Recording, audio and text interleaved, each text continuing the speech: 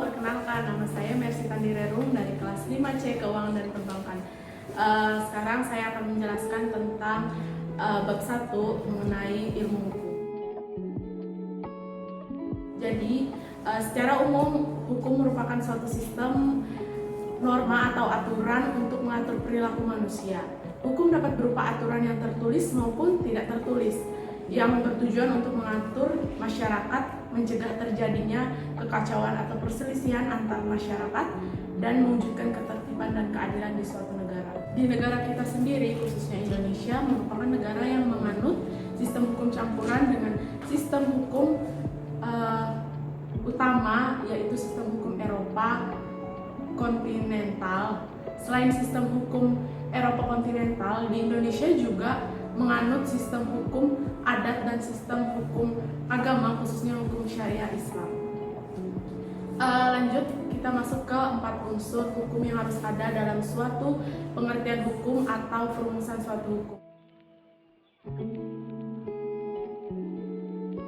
Unsur hukum ada 4. Yang pertama, hukum mengatur tingkah laku manusia dalam kehidupan bermasyarakat yang berisi tentang perintah dan larangan.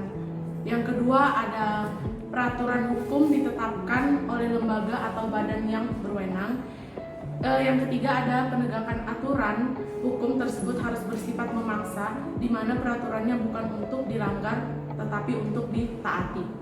Yang terakhir adalah sanksi bersifat tegas.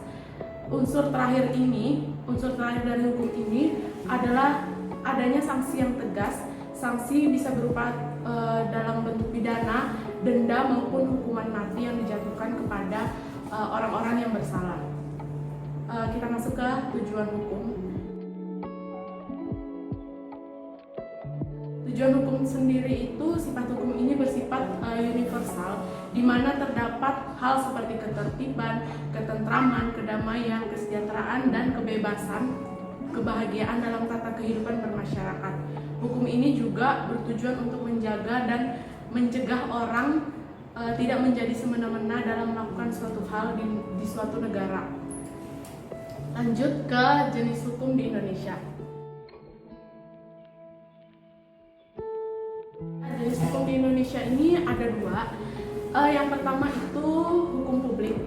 Hukum publik merupakan suatu peraturan hukum yang mengatur tentang hubungan hukum antara warga negara dengan negara yang menyangkut kepentingan umum. Contohnya saja hukum tata negara, hukum administrasi negara, dan hukum pidana. Yang kedua adalah hukum privat. Hukum privat ini merupakan hukum yang mengatur hubungan antara sesama manusia dengan orang yang lainnya, dengan menitikberatkan kepentingan perorangan. Contohnya saja hukum sipil, hukum perdata, dan hukum dagang. Lanjut ke sumber-sumber hukum. Sumber hukum sendiri merupakan segala sesuatu yang menjadi timbulnya hukum. Dalam ilmu hukum, di negara kita terdapat 2 jenis sumber hukum. Yang pertama yaitu sumber hukum material. Ini merupakan norma, akal budi, nilai agama, kesusilaan atau kaidah yang menjadi sumber setiap manusia dalam bersikap sehari-hari. Yang kedua itu ada sumber hukum formal, merupakan penerapan hukum material sehingga dapat berjalan dan ditaati oleh seluruh objek hukum. Hukum formal sendiri terdiri dari beberapa jenis seperti berikut.